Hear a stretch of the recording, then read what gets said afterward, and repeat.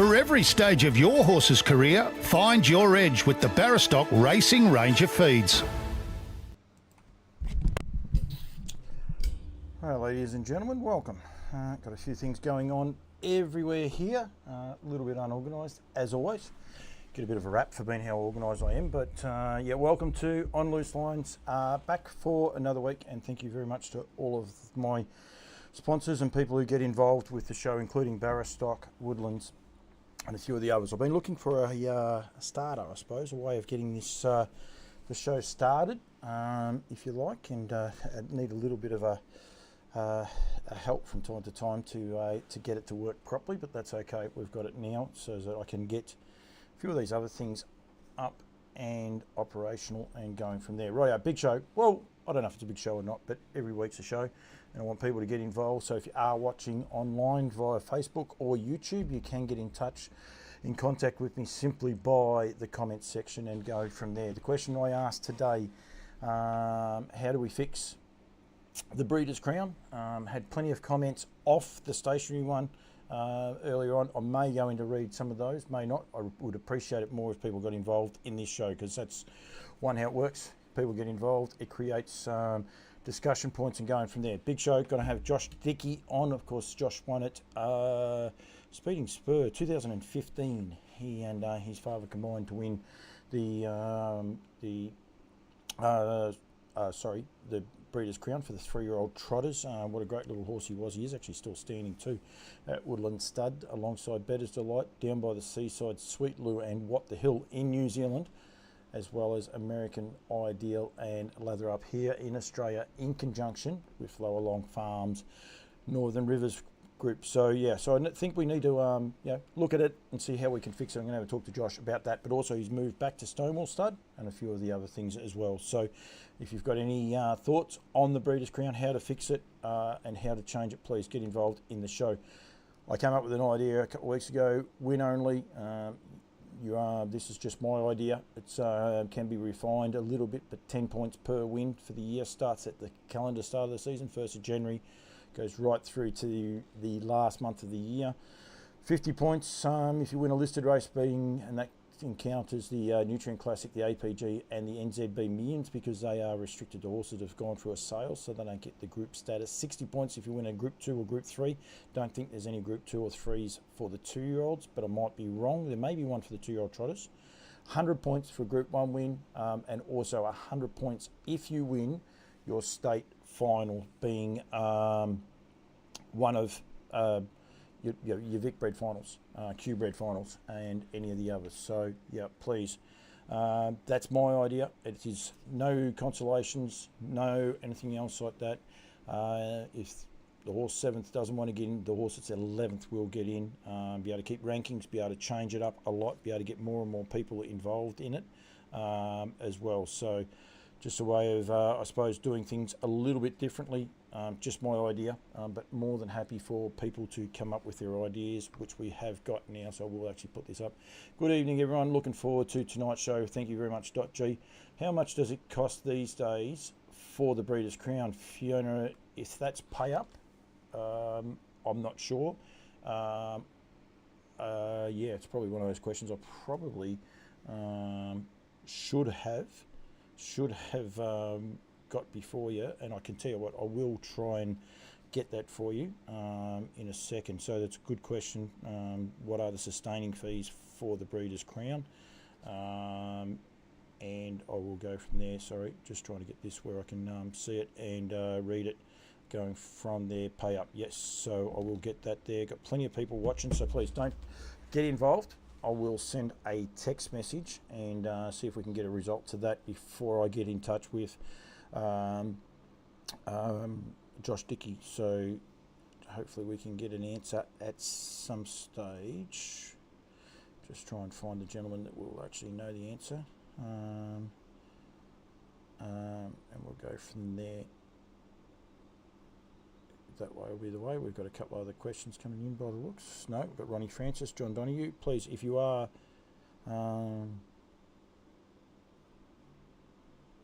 watching, go from there. If you are watching and you have a thing, Jody Justice, hello to you, Jode. little filly, the Laver Up filly that we did just recently, has been very, very popular as well. So we'll get off that as well. Yep, so we'll go from there. We've got a couple of people already on YouTube as well.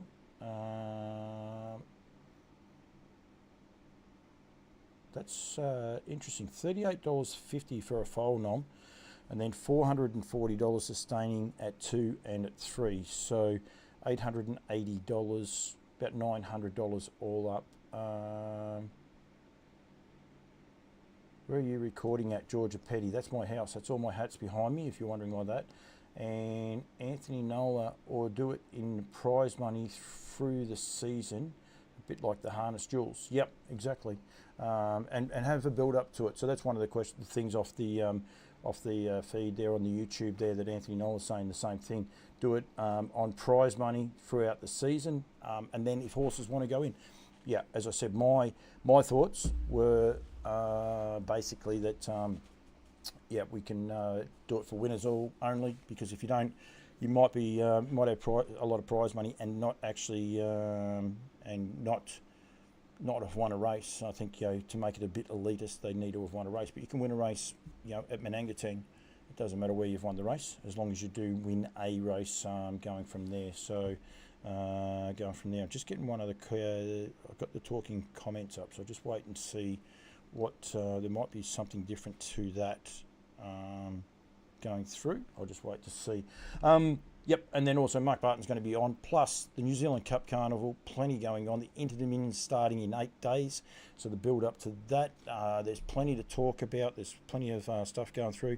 Okay, $451 at 2 and 3. Series fee of $704, all including. Okay, so if you pay up one payment, I'd say it's $704. If you pay up at 2 separate ones, it's $451 at both. $451 both of those. So yeah, $900 or $700 if you pay up once off. So it's not that expensive for the prize money that you're racing for, but there is a reason that it's dropped away and gone from there. Hello to you, Joe Pace. I saw you had a runner today, but not a lot of joy. I'll get onto those a little bit later on. Now I've got to find this gentleman's phone number, because I just realised something that sometimes doesn't. No, we might be able to do it this way. It might work. Let's see if we can get him this way. Hopefully he's finished at Geelong. He was driving at Geelong, so I'm just hoping. Sorry, Josh, are you there, mate? Yeah, mate. Good as gold. Firstly, welcome. Thanks, mate. No, good to be on. Hang on, we've got an issue here. Something's gone a bit awry with me audio capture. Why won't that work? I love technology sometimes. Just give me 1 second. Hopefully, I did have you and then I lost you, unfortunately. You there now, mate? Yeah, mate. No, that much better. Sorry about that. It actually just dropped out. Debbie Hibbard has said good evening to me. Daniel, I don't get Daniel Hibbard back on this show very often, and yeah, I should have him back on. But good evening to you, Deb. Firstly, Joshy, welcome, mate. Firstly, for the official time. So yeah, good to have you on. Yeah, no, it's great to be on, mate. No, it's a good show you got there, and you got a few followers there commenting all the time. It's it's great, mate. Oh, well, it is, and we've Joe Pace says hello as well. We've created a little bit of, I suppose, not so much controversy. I just want people to start thinking. That's the idea of these shows. A lot of people have been pointing the finger at other people and other organisations, saying it should have been done this way or it should have been done that way. But I think, you know, one of the main things we need to work out effectively is, one, do we want the Breeders' Crown, and where it does sit for a lot of people, and then, you know, if we do want it, how do we get it back to its glory days? And that's always a bit of an issue, isn't it? Well, it is, Paul, but I don't think we should lose it. You know, once upon a time it was a series that, you know, across the Tasman as well in New Zealand, that they were itching to get over for, and it had a lot of, you know, pride in it as well. I just feel that the timing of it now just doesn't really suit the Kiwis coming over. And, you know, if you look at some of those horses, and you would have seen them at Cup Week last week, Paul, you know, if you had horses like Millwood Nike and Don't Stop Dreaming, Merlin, you know, if these horses are coming over, racing some of these top horses here in Australia, it makes it a bit of spectacle. And on top of that, the betting on it would be far better. They make great races when you're having the best horses around the country in New Zealand as well. But there's a lot of work that probably needs to be done, and I do like the Jules idea, but I reckon maybe that could be another separate thing. I really think that was a bit of a shame losing that in New Zealand. It was just such a great day, and I really think it could be done over here if someone could get onto that. It's just an amazing concept, and the owners really look forward to it at the end of the year. Trying to win money with your horse all season, it was just a great thing, So just on the Jules, for people who maybe aren't aware, Josh, how did that work? All right, so from the start of the season, your horse, whatever stake money you'd earn throughout the season, and there was a cut-off date. The Jules was always in June, so the cut-off date, I think, was in the first week of May. So you had till then, for the start of the season, till that first week in May, to earn as much prize money as you could, and they took the top 12 earners of each age group, and that's how they made up the field. And it was, it was just an amazing thing. You had horses that were very genuine all year, and that scrape in, and the owners just loved it, and it was just such a great day. And it did lose its gloss a little bit, but those early days, they were just amazing meetings. They really were. It's a little bit like the Breeders' Crown, where they lose their gloss. How do when did they start to lose its gloss, if you like, the Jules? I feel when they started putting them at Addington, I think that's when it started to happen. Nothing against Addington at all, but they were rotated from Ashburton to Cambridge. Yep. And they're not so much country clubs, but they're not tracks that hold major races. But they really attracted the towns, Ashburton Town and the Cambridge Town. They really got it behind it. Yep. And I do remember going to Addington, the Jules there that year. It was raining, to be fair, but I just feel when they sort of moved it to a corporate sort of style, that's when it changed. I suppose the Breeders' Crown was a bit the same. Yeah. I do remember coming over as a kid with Dad. I think we went to Cranbourne, and I think they used to alternate, didn't they? Yeah. Well, initially it was it actually, to be brutally honest, I think they tried. Alan Galloway was the spearhead behind it. They wanted to call it the Bendigo Breeders' Crown because that's actually where it did start. But they went to Ballarat, Cranbourne. Not sure about Shepparton, but definitely rotated, and then obviously went to the metropolitan tracks. And it's always a little bit of a hard one, those sort of scenarios. It was just interesting hearing you say about the fact that it moved from Ashburton to Cambridge. I've been fortunate enough to have been to both those tracks a couple of times, and you're right, the community buy-in on those tracks is possibly a little bit different to the metropolitan track. It's nothing against the track itself. It is the fact that the locals are saying, well, hang on, we've got the best of the best racing on our doorstep, so they get behind it. They do, yeah. And I remember the early days, excuse me, of the Jules. They had a commentator. I'm not sure if you're familiar with him, but Tony Lee used to commentate them. Tony Lee he's a phenomenal galloping commentator, and he's a great commentator. He adds a lot of spark to it, and it just sort of took it to another level as well. But you got all season too, and that was the best part of it. There was so much excitement, even through all the major races through the season. Everyone's still talking about the Jules, and that's what it had. Like it never lost the talk about it. And it was just such an amazing thing. And as I say, it was a shame to see it go now. And I do know that they've got that, the Ace of Spades and that meeting coming up at Addington, which is great. It is, you've got a full card of Group 1s, but it's just a lot different to the Jules, what it used to be. And the interesting part about that, we'll stay with New Zealand because it again, just very current, but to qualify for those races, it would have meant so much more to a lot of those 2 and 3 year olds racing there. The difference between 6th and 7th might have been the opportunity of getting into one of those feature races at the end of the season. So the racing the entire season makes that difference, and filling the top 5 or missing out on that top 5 spot could be the difference between qualifying and not. Well, that's it. Yeah, 100%. Like, as you say, if you're running 5th or 6th, they're still getting good prize money, and that could be the difference of them getting in. I qualified a mare of my own. She was with Bob Butt at the time, and she was no like super mare or anything. She was just very handy, and she made her way into a Group 1 mares race on Jules Day, and it was one of the most exciting things that I have been a part of, because I owned it myself, and it was just an amazing buzz. That's just what that day did, really put a buzz on you. Just a little bit, I suppose, off the topic for a sec. We'll get back to the Breeders' Crown, but is that one of the things we lack here in Australia a bit? Recently being at Addington and seeing the 2-day carnival, what it meant to people to have a horse running on the Tuesday, and then a lot of the connections filling the placings on the Friday. That's possibly one thing that we possibly are lacking here now in Australia, is that, I suppose, reward for just being at a great race meeting.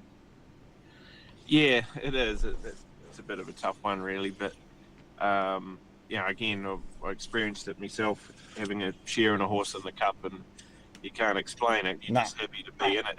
It's you obviously want to win, but just being a part of the race is it's next level, and if you haven't been to the New Zealand Cup, you probably wouldn't quite understand, but that day itself is such a huge event. Everyone wants to be part of Cup Day. It is the biggest day in New Zealand, and when you get to the course, it's got a real roar for the day. You can't wait for the first race to start. It's just an amazing feeling, and it just, there's probably not a meeting like it down under at all that has that feel of it. The Jewels, as I say, that had that feel for a while there, but there hasn't been a meeting that I've been to over here for a while that you've had that feel when you walk on course. Yeah, and that's one of the buzzes they did have when they were at the country tracks. Yours and Dad's, I suppose, rapport, like Dad's got an amazing Breeders' Crown record. Am I right in saying it's 8 starts, 7 wins in the final? No, he's 5 from 5. 5 from 5. He's got a great record, Dad. He had, I think the Paramount GG was his first one, and then he come back the next year with them both, Flying Isa and Paramount GG, and they won again. And then I suppose 4 or 5 years later, we come over with Speeding Spur, and he won. And then a couple of years after that, we brought a little trotter over called Kratos. He was promoted, to be fair, but it was an enormous run that night. He deserved to win it. That's Dad's record, 5 from 5. And he's very, very proud of it. Have you spoken to him about the Breeders' Crown and where it's at the minute? Oh, no, we haven't spoken about that for a while, but Dad loves his Breeders' Crowns. He really loved that meeting. He really did. He really aimed his trotters for it. And they obviously had to be good enough, and it was sort of late in the season, but he tried to, make sure that the horse was looked after well enough so they wouldn't be too tired coming over. But he'll pull up the replays of his Breeders' Crowns. He honestly just adored them. He really, as I say, set them up for the Breeders' Crown. And back then we had Breeders' Crown heats in New Zealand, so they were already qualified, and away they went. But he always made sure that they were good enough to bring over. Yeah. What started to bring about the demise? Was it once the heat stopped, the Kiwis stopped coming, or is there? Yeah, it was. Well, the problem with the heats in New Zealand, and you have to be fair, that they weren't really races. They were like Speeding Spur. When he qualified, he just walked around the parade ring at Auckland. There was no one in the race, and it's the easiest win I've ever had. Just walk around the parade ring, and it probably wasn't fair to some of the horses in Australia. Like, as I say, we got a walkover win, and we're in the final. They really had to stop that. There was 2 and 3 horse races, and it was probably sort of started that. But I think maybe the last couple of years of the Breeders' Crown, I really do believe that the change of the date hasn't helped. There's obviously a reason for it, but you're not going to get New Zealand horses coming over. I could be wrong, but I reckon there was only one Kiwi here last year, maybe 2, but definitely 1. There's none here this year. and I think you need the New Zealand horses coming over to attack these races. I'd say if you went back through, I remember when we were there with Speeding Spur, I think out of the whole card, 6 or 7 races had New Zealand horses in it. Yep. Whereas this year, there's none, and I totally agree. I think that's one of the demises. I mean, a lot of people are saying about Emma Stewart's domination, but the beauty of coming from another state and definitely another country, you don't have that fear, if you like, or and I'm not being disrespectful or anything along those lines. So, but most of the Victorians know they're very hard to beat, Emma and Clayton. So when you come from another country or another state, you don't sort of, it might sound disingenuous in a way, you don't fear them the same way as what some other people do. They say, well, that horse will just drive us into the ground, so we hand up, whereas you guys are prepared to take them on. Well, that's it, yeah, and that is the thing. But the other thing too is the betting is really bad on them now. Like you're getting $1.10, $1.15 favourites, and if you're trying to attract the thoroughbred punters to bet into a full card of Group 1s, well, they're not interested. It's not attractable for the public to be betting on, and you can't blame them for that.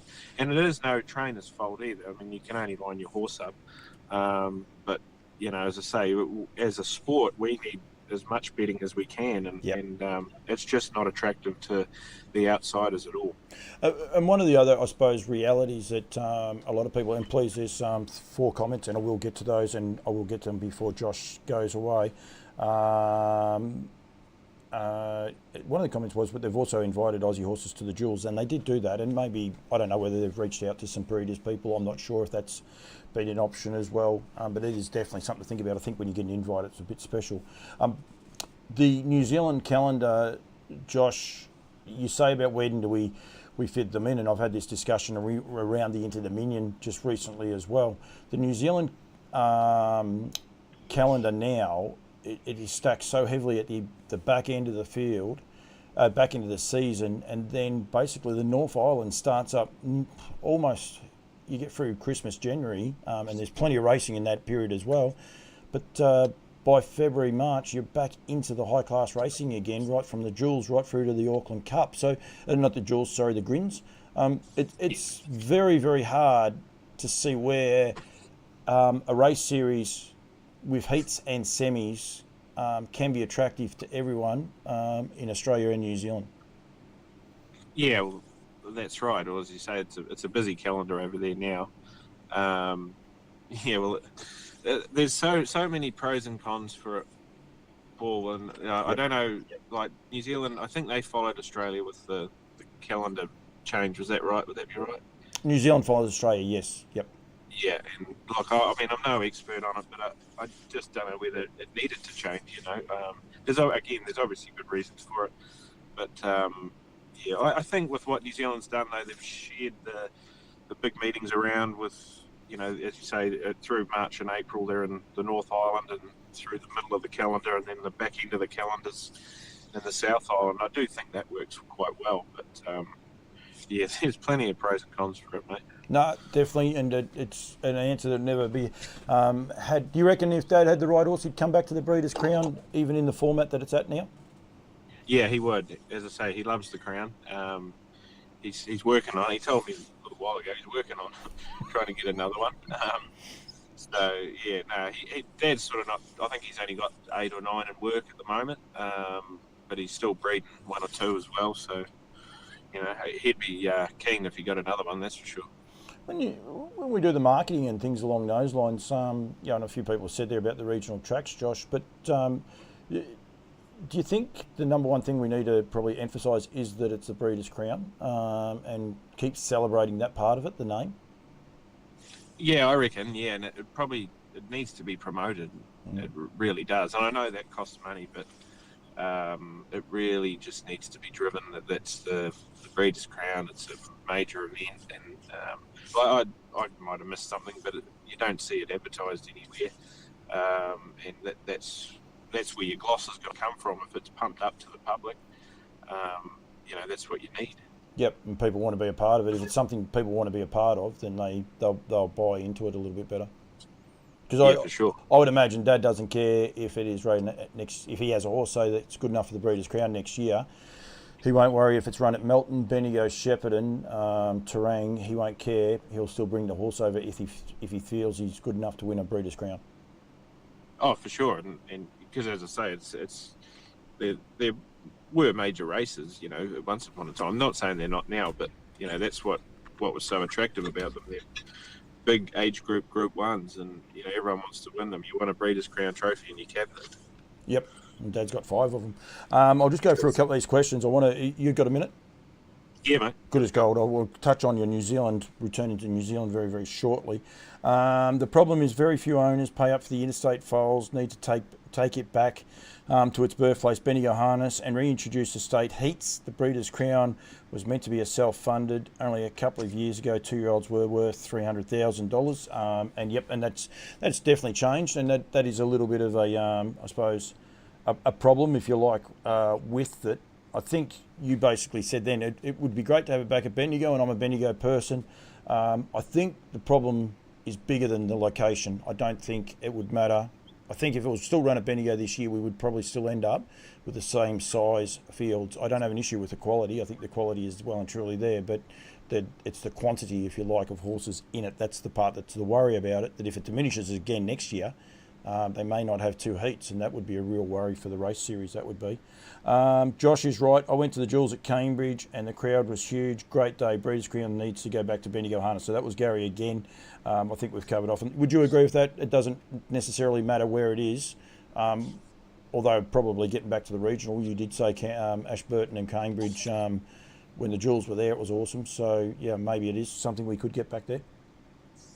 Yeah, possibly. I think with the Breeders' Crown, I would prefer it Melton without being rude to any of the other tracks. I think it's just a better track for it. But you can get your crowd at Melton. You can do that. But I understand that with Bendigo, you're probably going to get, probably a better atmosphere, I suppose. But I'm not sure if that's the immediate fix, but hey, who knows? It could be. As I said, it was going to be called the Bendigo Breeders' Crown, and one gentleman said, no, it doesn't need to be that, we'll just keep it simple. So that did change that one, and I do know that. But anyway, that's another thing. HRV have taken the fun out of it, not having owners there to do the draw because of budget cuts. I don't know about that. How hard is it to get hats with numbers underneath for the owners to draw their barrier? Yep, I agree with those in a way, and that gets back to what you were saying there, Josh, before about the promotion of it. It is a good way of promoting it. I do sometimes. There's more things can go wrong with live barrier draws than can go right with them. So there is always that issue, I suppose. And they do get boring. It might be thrilling if you're part of it, but they do get a bit boring if you're not part of it, don't they, Josh?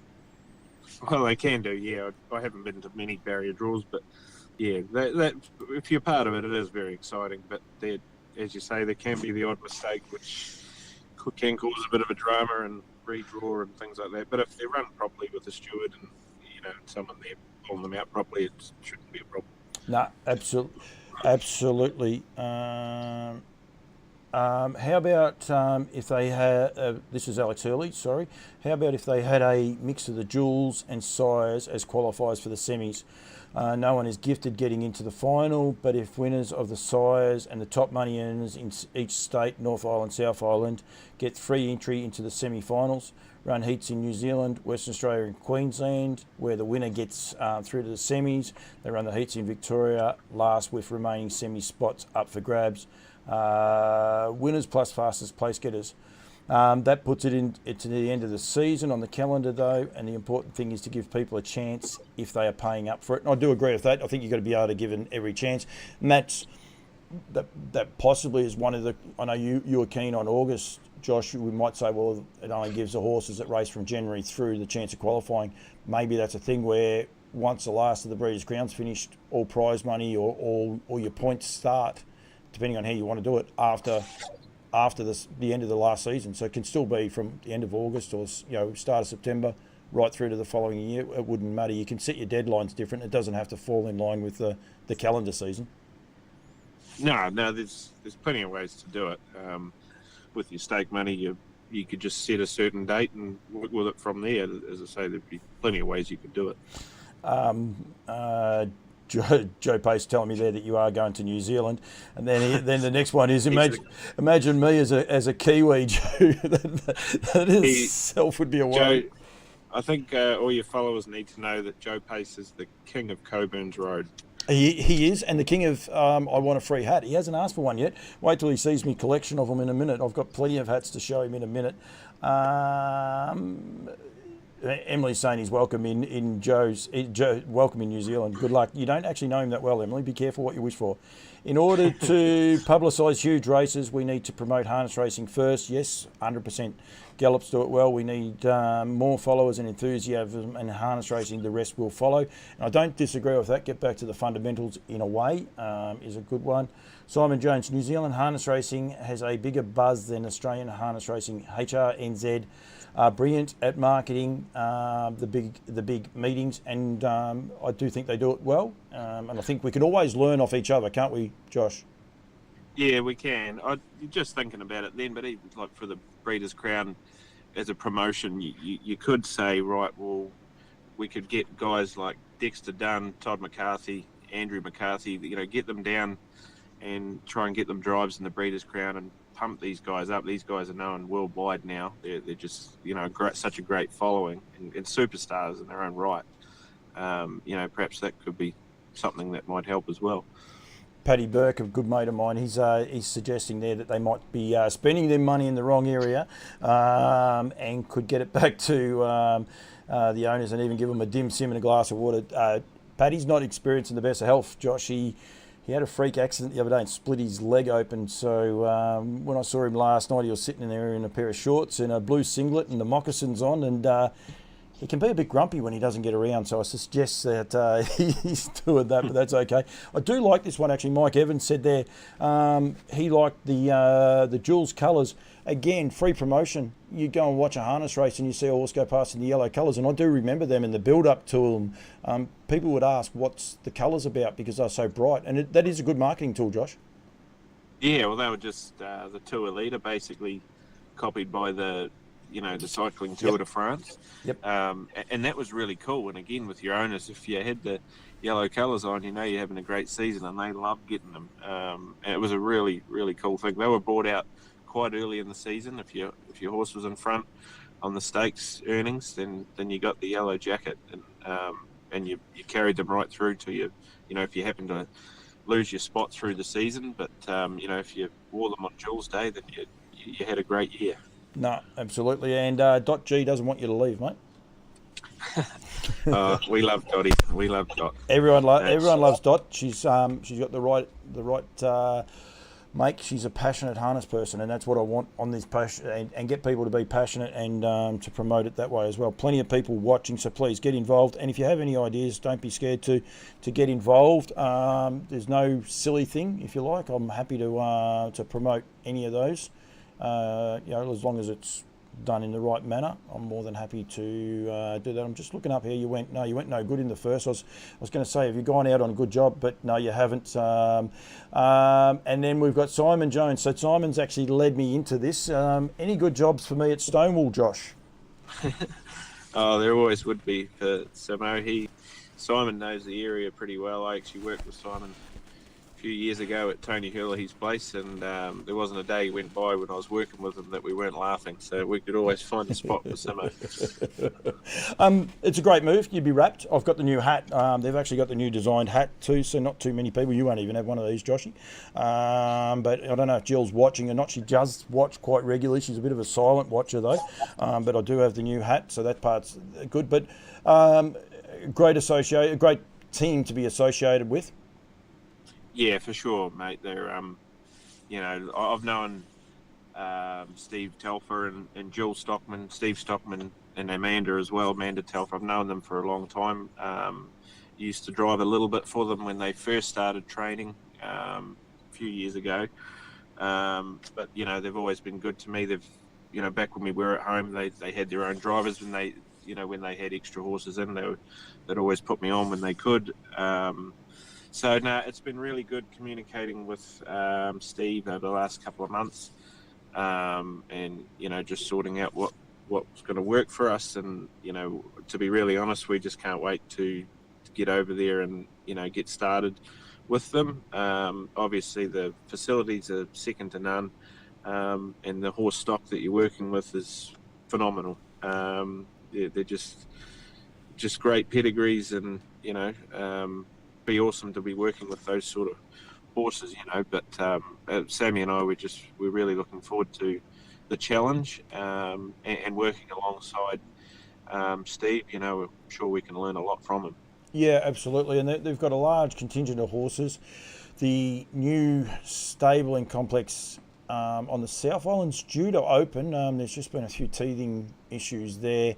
I was offered the opportunity to be able to go through and do a video, if you like, of the place, but so have a look at the place, but I wasn't allowed to carry a camera. So I was like, well, there's not a lot of point in me going through it until I can take a camera with me. But I think anyone that goes to New Zealand, either Ireland as well, this is the beauty of them, they should make the visit to just see, I suppose, the money that has been poured into harness racing from some very, very passionate harness racing people. Yeah, and they deserve every bit of success they get. They've poured a lot of money into it. As you say, if anyone goes over there, they should have a look at the training track in Auckland. It's amazing track. And it's the facilities are just unbelievable, really. When you're training horses out of there, the horses would obviously enjoy that sort of environment. I will say, you will get a little bit of a shock. They've got a bird scarer to keep the birds out of the barn, which can be a little bit off-putting for the people. The horses don't care about them, and neither do any of the staff once they're there. But I'll tell you what, the first time you're there, it's a little bit of an eye-opener, Josh. Yeah, well, I haven't seen it, but I have heard about it. That might take getting used to, but I can put up with that as long as there's, I know when I go back home, there's no huntsman's hiding underneath my work jackets, or I don't have to worry about a snake hiding in the grass or a kangaroo that needs scaring off the track. Well, one of the things that always fascinates me, and it still gets me, no bull bars on cars over there. No. It is, you'll get a nudge bar from time to time, but that's about as heavy duty as you get. You will get the odd one. There's always the young blokes that want to have them, but predominantly there's none. No trucks have them, that's for sure. And I was with Michael House the other day, and he took me up the back of his track. He had to get a gate. He had some ponies staying there, and he needed to get a gate in a hurry. He bails out of the ute. Stinking hot day, you're in summertime, and he bails out of the ute. There's grass up to his knees. He's fossicking through steel. And he's like, are you coming? I'm like, oh. He said, mate, there's no snakes here. He knew exactly what was going on. I was in no hurry to go in there. And then, it just makes you second guess. There's a lot of pluses to New Zealand, I must say. Yeah, well, we take it for granted because we never think about it. But, I mean, I could feet up barefoot. You don't have to worry about walking on anything. I tell the story a lot, but when Sammy and I first got together, she flew over for a few days, spent some time with me, and we went up to the back paddock there at Dad's place, and the grass was up to my knees, and I'm just bowling on through it. And she said, "What are you doing?" I said, "Nothing. I'm going to get these horses." She said, "There could be snakes in there." I said, "There's no snakes here, mate. We're safe as." Yeah, well, I can agree with Sammy, because I must say, when House bailed out of that car, a truck, I was just like, I'm not getting out of here. I was like, well, I thought I've got to help. I thought I'd better do the right thing, but I didn't feel like it, I can tell you. So, yeah, it is different. And it's a beautiful country, beautiful people, always welcoming. And the one thing they are, for any of the Aussies that are thinking about going, there's a few people saying it there, I recommend going. I think the New Zealand Cup Carnival, like you said there before, Josh, it's like no other event that they have, that we have in harness racing. But the racing full stop, you talk about Ashburton race on the Thursday, and I know the crew from Charlton, they went down there and they've just gone, wow. And it's just different, but it is so cool as well. Well, it is, yeah. Ashburton, it is a great place, great little town, Ashburton. I'm sure everyone... It's a bit bigger than you say. I went for a drive. I got there early, and I actually went for a drive through there and got lost. It's a big town. Oh, it is. Yeah, it is. I actually haven't been there for a little while now, Ashburton, but Cup Day, as I say, it's just such a big day. I've only ever been to one other meeting that did top that, and that was the Elite Lot. That's something that everyone should get to in their lifetime. It's an amazing day. Well, they have the members' dash at Auckland, like they do it in the Elite Lot, and I think they're about the only two that do. They won't open the gates. I think it's until 11 a.m. and basically the members do a dash to get into their spots, their favourite spots. It's quite unique. Yeah, well, I found it was like like going to a footy match or rugby match. It had that feel. It was just crazy, you know. It was a real eye opener to me to see how passionate the country was about harness racing. It's just such a big sport. I remember we went out that night. You know, you bump into someone, you don't know them from a bar of soap. You start talking about harness racing. You don't need to look too far to talk to someone about harness racing. You do know that New Zealand is the same, Josh. You guys take it for granted because you know where you're going and things along those lines. But the Kiwis are the same. You can talk into anyone, and most people will talk about it. And there was a great story this year that the jockey got a taxi. He was riding on Cup Day there, so Riccarton. So anyone that's not aware, they race Riccarton race Saturday, Wednesday, Saturday of Cup Week as well. And the leading jockey from the North Island came down to ride and got in the taxi, and he said, "Where to?" He said, "Oh, the racetrack." He said, "Oh, where all the good horses have been racing?" And he goes, "Yep." And the taxi driver took him to Addington. He was actually late for his first ride on the day. He rode it, but that was his excuse. He said, "Well, I asked the taxi driver to tell me where all the good horses were racing, and he took him to Addington." I think it's a great story, and so it's some of those things you take for granted. Just on that too, what about John Wheeler's effort? A lot of people may not be aware of it, but he trained a galloper owned one of the Barons. I think it was Ken Barron. He was in one of the shareholders of it. Won 3 races over the carnival. $97,000 in stake money he picked up in 1 week. Yeah, he's an amazing trainer. Wheels. I've been lucky enough. I have met him. He's an absolute superstar. What he can do with a horse. I don't think he trains the numbers what he used to. That's a pretty good effort in itself. What was it? 3 days, 3 winners. It's a pretty good effort. No, absolutely. King Kenny. What's King Kenny for? Ken Dunn. Ken Barron. Ken Dunn, yeah. I was like, oh, that's an interesting one. Gary Newton says there too. Kaikoura is an amazing venue. It is a destination for everyone. This year was a little bit tricky because there was a 1 week gap. But are you looking forward to getting back to those sorts of things, Josh? Those traditional meetings? Yeah, I am.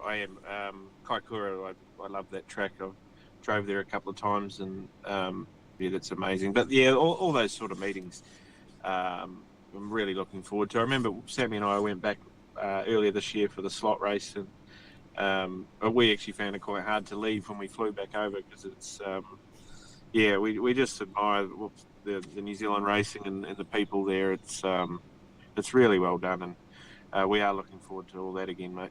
Did you go to Riccarton this year? No, we flew home the Wednesday afternoon, but we went the year before. Yep.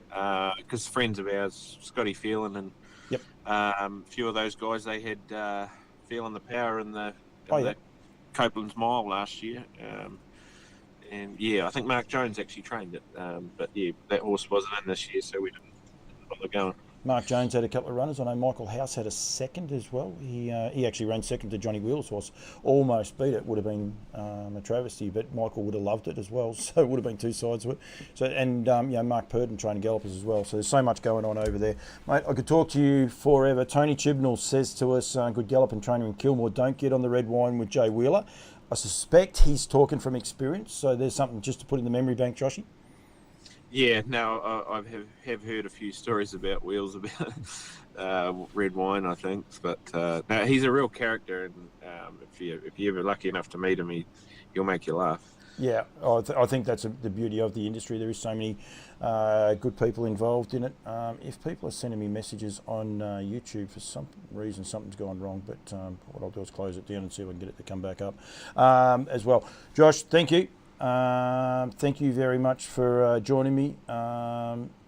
Just making sure, just a couple of other ones. Good honesty by Josh. So Anthony Nola, very happy with you being honest. I think that's one thing most people are, and even Ken Anthony's all over it. So for some reason I lost my feed there for the post going along, but Yeah, and he's actually saying about the $1.10 pops is not ideal. So no, Josh, thank you. I will be catching up with you, no doubt, in New Zealand when I get over there, at least in February for the yearling sales. You don't start till January. Is that when you're starting, or you're just moving back there? Yeah, Yep. no, that's about right. So no, yeah, about then. But we're, as I say, we're just super excited to team up with Stonewall, and I'm sure we can absorb so much knowledge from them while we're there. No, huge investors in the industry. I think people need to celebrate. If you don't know about the Stonewall team, go on and just Google it. Either Stonewall Stables, Facebook. I think they're down to Stonewall Stables and Racing as well. Get an idea of how big they actually are and the money they are putting in. It's just outstanding. So, Joshy, thank you very much for joining me, mate. Really appreciate it, giving a good bit of insight into the Breeders' Crown and what it does mean to the Kiwis. And you're also over here experiencing, I suppose, the ho-hum, if you like, about it this year as well. So really appreciate your insight, mate, and look forward to catching up with you in New Zealand. No, thanks for having me on, Paul. It's always great. Yeah, you do a great job, mate, so keep it up. I just have fun. I don't stress you. I got Mark Hart watching. I think he might be Cam Hart's dad as well. So yeah. G says thanks, Joshy. Great insight as well. So yeah, well done, mate. Good as gold. All right, what are you cooking for tea?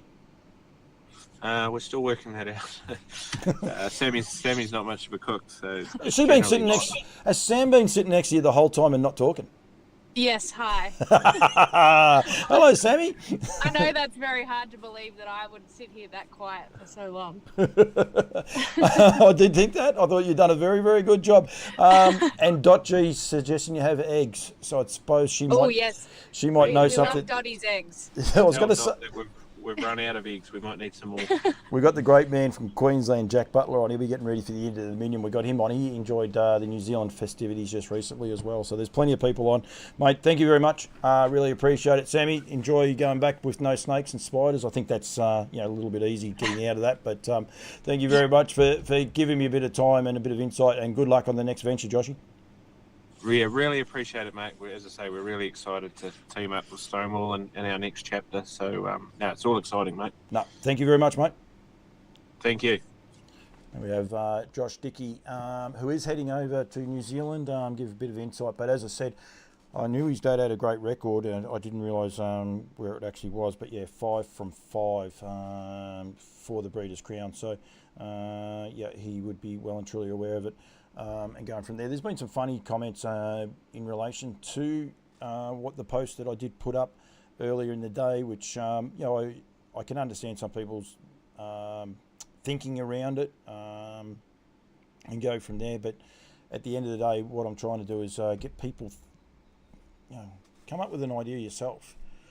That's what this platform is here. Don't necessarily pick and prod and the likes with other people. If you've got an idea, think about it. And bring it to the table. I'm more than happy to put them out there. And as I said, be respectful, but yeah, come up with some ideas. I think the idea of the heats, semis, and finals are done and dusted. I think potentially even heats and semis towards the end of the year are too tough on horses. So I believe there needs to be some form of qualification if it's going to be at the end of the season.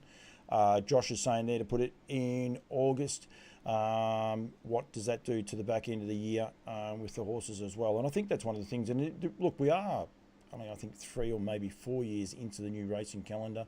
Might be a little bit more than that, but not a lot. So there is always teething problems. And one of the problems that's come about because of the new racing calendar is the fact that everyone wants prime time. Everyone wants to sort of spring through to March, April, because that's when you've got a better chance of good weather to get a bigger crowd to there.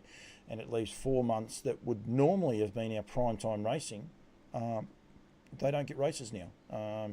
And that's what it was targeted about. So maybe the Breeders' Crown does fit into that time slot. It was there. I remember when it started in Bendigo, it was in April. I'm pretty sure it was in April. Someone may correct me on that, but the first couple of years it was.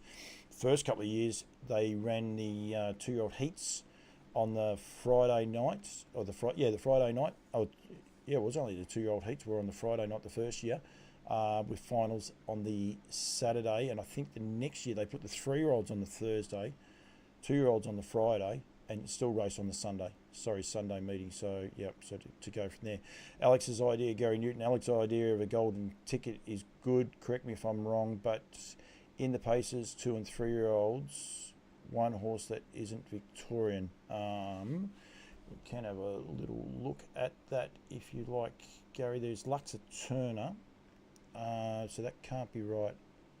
Paces 2 and 3 year olds, one horse that isn't a Victorian. Well, there is Luxa Turner.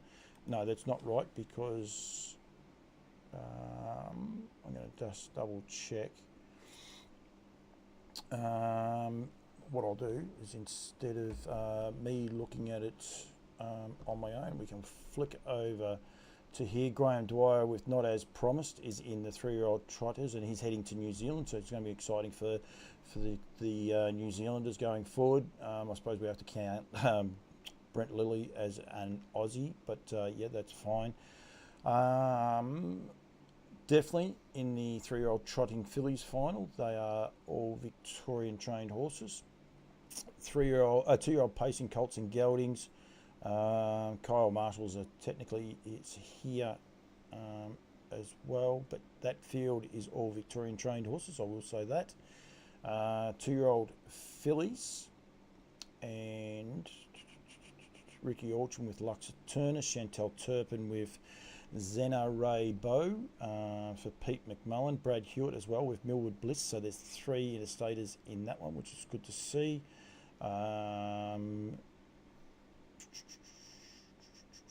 Matthew Martin, I'm not sure where Matthew's from. David Kennedy, I believe, is New South Wales as well. They may be on the border, so I definitely have to be a little bit careful there.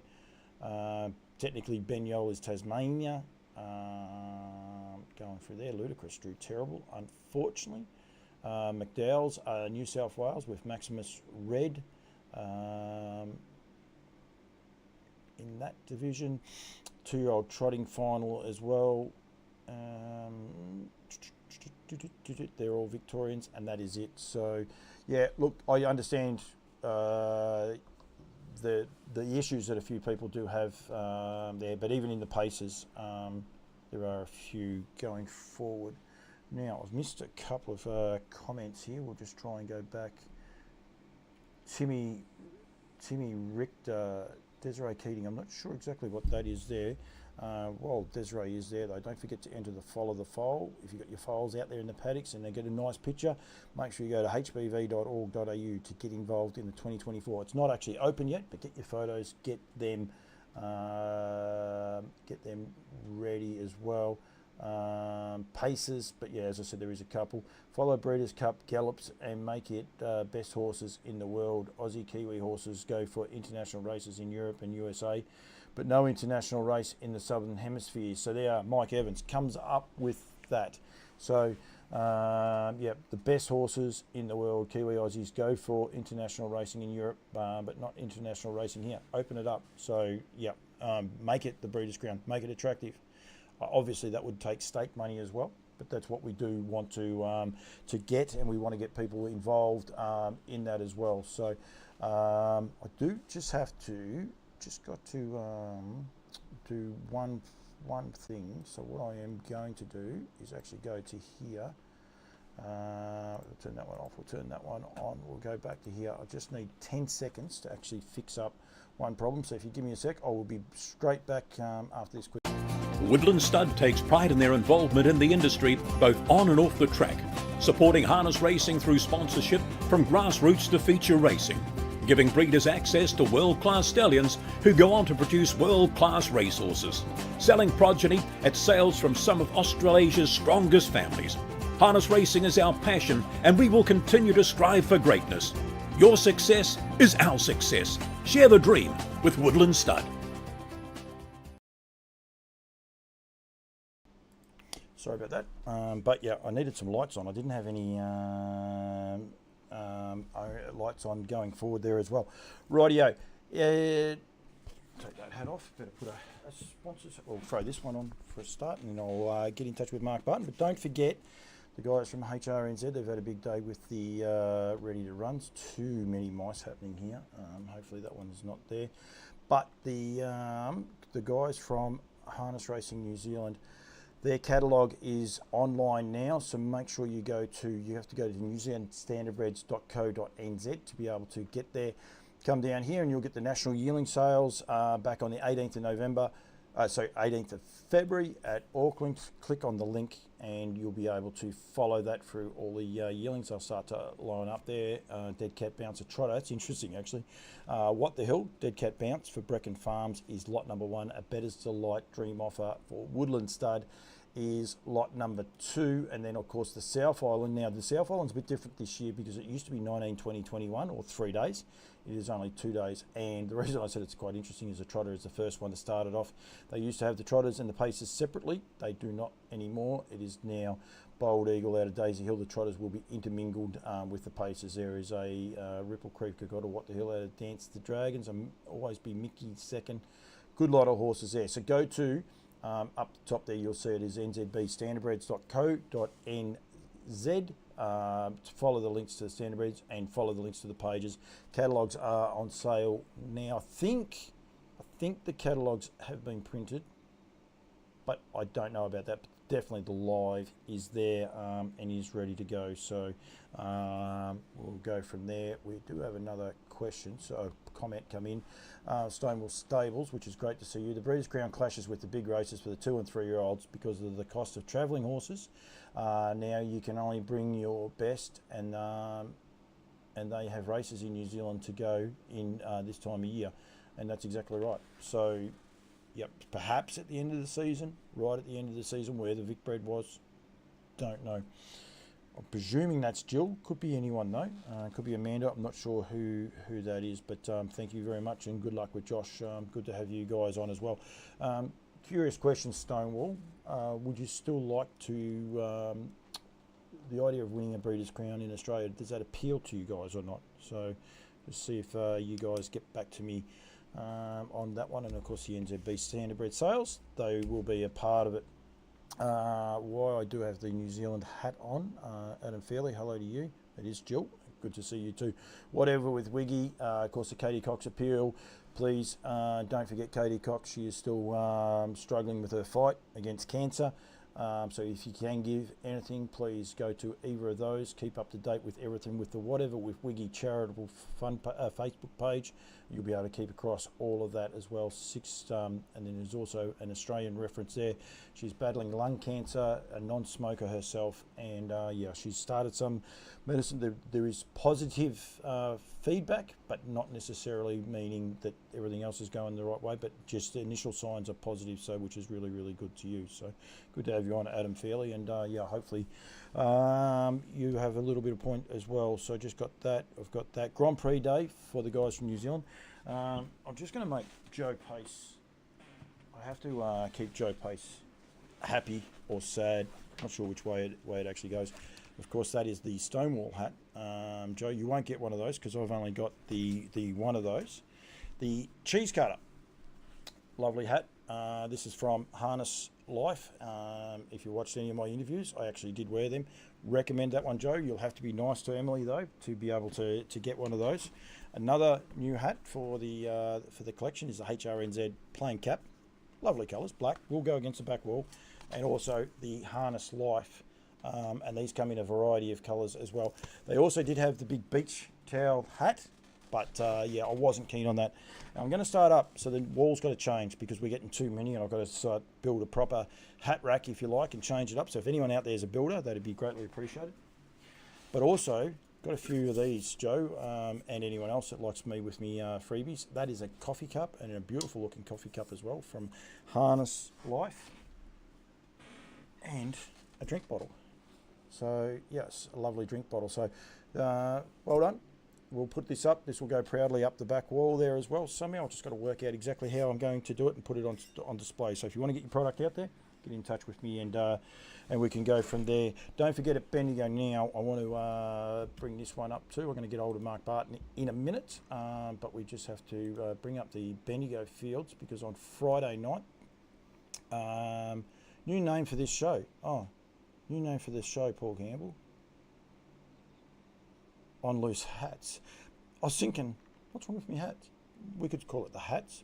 Yeah, okay. I don't have an issue with that, actually. That's pretty cool. The only thing is, Lockie says it all the time, so that's where the name comes from. Anyone wondering, of course, lines are reins. And good mate of mine, Lockie McIntosh, quite often says about being on loose lines, so that's where the name comes about it. She's not getting it, Emily. No chance. She doesn't give me anything. It is actually. I might not be able to put that one against the back wall, but the coffee cup will. Or you can send me another ones and I'll put them up there and give her that one. But anyway, I'm all about freebies. Right, tomorrow night at Bendigo, no, Friday night at Bendigo is the veteran drivers race, and there are 10 gentlemen driving in the veteran drivers race. This is at 7:33, so 9:33 for all my Kiwi friends. It's a celebration of a lot of the gentlemen that have done so much for the industry and are getting a little bit long in the tooth. It's the best way to do it. 10 runners, 10 drivers. Glenn Conroy, Graham Whittle, who had a winner today, I believe, Graham Whittle, so he's in form. Deborah Wicks-Moss, the first lady driver in New South Wales to beat the boys, and it was actually on the first day that she was allowed to drive, so that was quite a unique one. Jimmy O'Sullivan, of course, the Kiwis will be well and truly aware of Jimmy, with quite famous in My Lightning Blue, winning the Inter-Dominion and Consolation, I believe, on the same day. Anyway, David Aiken is in there because everyone knows Akey, two-time winner. Lenny the Shark, 3-time winner. Ginger Gleeson, John Justice, Jeffrey Webster, Mark Hayes, and the evergreen Brian Gaff. Brian Gaff is the only person still driving who started in the initial one. So that is at 7:33.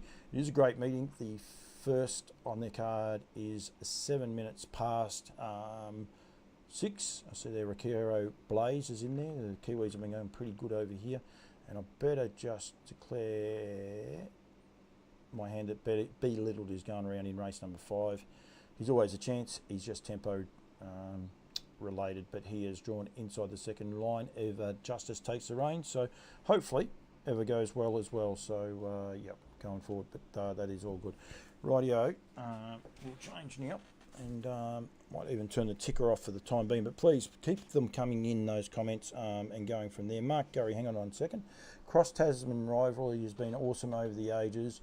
Top horses need to receive travel incentives to cross the Tasman. ID23 is offering a minimum $5,000 prize money for any horse that contests the Inter-Dominion, but must contest all 3 heats. And yep, that could possibly be it as well. David Moran, Brett Chapman, hello to you guys. Yep, definitely. I would imagine, Mark, probably the issues some of the people would get back to with you on that would be actually the prize, the cost, and especially here in Victoria right as we speak. But you never know, maybe that's something that can be worked out with the sponsors, clubs, Inter-Dominion, HRA. Maybe put another tax on or something like that. I don't know. But yeah, I totally agree. And I was a bit cheeky the other night on my trotting show. Oh, no, not necessarily cheeky. I do think Muscle Mountain is as good a trotter as we've got in the Southern Hemisphere. I did say he was the best. That's what we need, is this cross-Tasman rivalry. I know Benny Hope and a few of the other guys were on there before. It was great to see Just Believe, Queen Elida racing on a Friday night. But imagine what it would have been like if they all had been able to come to the Dominion. So, yeah, maybe the incentive, Mark, is that we can potentially get those costs covered through the flying organisations. If they could get those across there as we go. My sponsors have their own airplane, and I can't think of the name of it. But anyway, whether we can get them across there, and it's not the 3-digit name, so anyone trying to get it there. But NZB have their own travel arrangements as well, so you can get across it. Maybe that's something that could happen, and maybe it could be done through the guys at NZB to facilitate it. Don't know. But yeah, definitely need more food for thought, that's for sure. I'm going to ring Mark Barton. We are going to talk Nutrien. Can't believe we've been going for an hour already. Thank you to everyone who is watching and still watching. If you've only just tuned in, you want to watch the show at any point, at any point of the time to go back. If you want to just listen to it, because there's not a lot of visuals tonight especially, there's not a lot of replays on, go to YouTube. It is automatically up as a podcast as soon as we finish, so you can put it in your ears and walk around from there. Yep, that was the one. So Mark Gurry said Muscle Mountain is a champion. Would be great to see him up against our best. He is coming, Mark. He is coming for the Great Southern Star. So we will see him in February, and that is a carnival that we need to promote and make sure people are aware of it. And it'll be super exciting to see him here in the flesh. He's a very fast horse. He's got a lot of upsides to him as well. The sponsor is the other one, and I still can't think of it, but it will come to me. Emily, you could help me. You could send me a private text message and tell me it. That would be greatly appreciated if you did. Right, we are going to ring Mark Barton now and hopefully get him on. He's been waiting patiently for me, I reckon. So if he has been, but we'll hopefully get him to answer. Hello. Hello, mate. Mark Barton, how are you? Yeah, really well, mate. How you going? Very good. Sorry, went a wee bit longer than I was expecting, that's for sure. But trying to get your face up there, but we are there. Thank you very much, Emily. NZB Air Freight was the sponsor. I got my sponsors. I got myself in a little bit of a tangle, Bardo. I couldn't remember the sponsor's product, and you get yourself in trouble when you forget those things. No, they're important, very important, not just for your business and mine, but the whole industry, mate. A lot of the same people put their hand up, but that's it's an important part of the industry, mate, isn't it? Yeah, it is indeed. We've got the question being asked about the Breeders' Crown. We're going to get onto your race as well. Clinton McSwain is exactly right there. Burnout and the cost of travelling is a huge factor, and that's why I worry about the Breeders' Crown and where it is actually at the minute. But we are going to talk Nutrien now, Bardo. Firstly, how's everything going?